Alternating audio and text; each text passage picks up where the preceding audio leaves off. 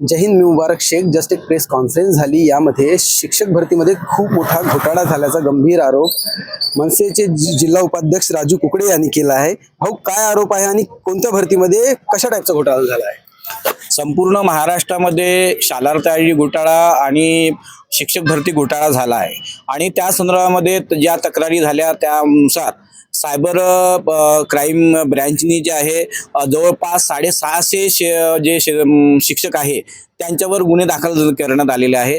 त्याच्यासोबतच जे आहे शिक्षण उपसंचालक असेल, शिक्षण अधिकारी असेल, शिक्षण उपसंचालक कार्यालयातील अधिकारी असेल, त्या सर्वांवर जे आहे आणि सोबतच काही शिक्षण जे संस्था चालक जे आहेत त्यांच्यावर पण गुन्हे दाखल झालेले आहे. अशातच जे आहे चंद्रपूरच्या चांदा शिक्षण प्रसारक मंडळाचे अध्यक्ष सचिव यांच्या माध्यमातून 2017 मध्ये जवळपास 22 शिक्षकांची बोगस भरती झालेली आहे. जेव्हा की शासन निर्णय होता 2012 नंतर ज्या कुठल्याही प्रकारच्या शिक्षक भरतीवर बंदी होती. असं असताना 2017 मध्ये जर 22 शिक्षकांची भरती झाली ती पूर्णतः बोगस आहे. आणि त्या संदर्भामध्ये जे आहे महाराष्ट्र नवनिर्माण सेनेतर्फे महाराष्ट्राचे शिक्षण मंत्री जे आहे दादा भुसे यांच्याकडे निवेदन देण्यात आलेलं होतं, परंतु अजूनपर्यंत कारवाई करण्यात आलेली नाही आहे. त्याच्यामुळे येणाऱ्या अधिवेशनामध्ये हा शालार्थ आय डी घोटाळा आणि शिक्षक भरती घोटाळा याबाबत जे आहे मुद्दा उचलला जाईल आणि विधिमंडळामध्ये तो चर्चेला आणण्यात येईल आणि त्याच्यानुसार जे आहे चौकशी करण्यात येईल. अशा प्रकारच्या मागणीसाठी जे आहे आम्ही महाराष्ट्र नवनिर्माण सेनेतर्फे आम्ही निवेदन दिलेलं आहे. महाराष्ट्र राज्याचे मुख्यमंत्री आणि काँग्रेसचे जे आहे विरोधी पक्ष नेते जे आहे विजय वडेट्टीवार यांच्याकडे आम्ही निवेदन दिलेलं आहे की ह्या चांदा शिक्षण प्रसारक मंडळ आणि सोबत चंद्रपूर जिल्ह्यातील इतर शैक्षणिक संस्था यांच्यावर शालार्थ शिक्षक आय डी घोटाळा आणि शिक्षक भरती घोटाळ्या संबंधामध्ये SIT चौकशी लावण्यात यावी आणि यांच्यावर गुन्हे दाखल करण्यात यावे. शिक्षक आहे, तुम्हाला काही डॉक्युमेंट्स मिळाले आहेत? माहिती अधिकारामध्ये जवळपास 22 शिक्षक जे आहे त्यांची नावं पण आपण जाहीर केलेली आहे. संस्थेचे चांदा शिक्षण प्रसारक मंडळाचे 22 शिक्षक जे बोगस ज्यांची भरती झालेली आहे त्यांची नावं सुद्धा आम्ही जाहीर केलेले आहे. कोणत्या संस्थेची मिळाली आहे का दुसरे? अजून आम्ही माहिती अधिकारात मागितलेल्या पण अजूनपर्यंत शिक्षण अधिकारी कार्यालयामधून जे आहे माहिती अजून आलेली नाही आहे. काही 2-4 दिवसामध्ये आठवड्याभरामध्ये ती माहिती येणार आहे आणि त्याच्यानंतर पुन्हा परत जो हा विषय आम्ही पुढे उचलणार आहोत. SITची चौकशी चालू आहे, यावर का म्हणणं आहे?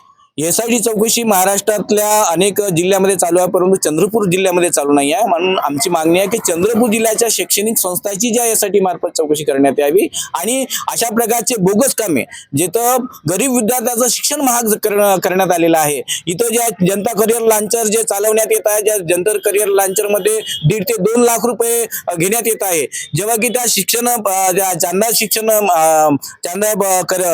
जनता करिअर लॉन्चरमध्ये जे आहे 17 वर्षीय जो विद्यार्थी जो आहे त्यांना आत्महत्या केलेली आहे.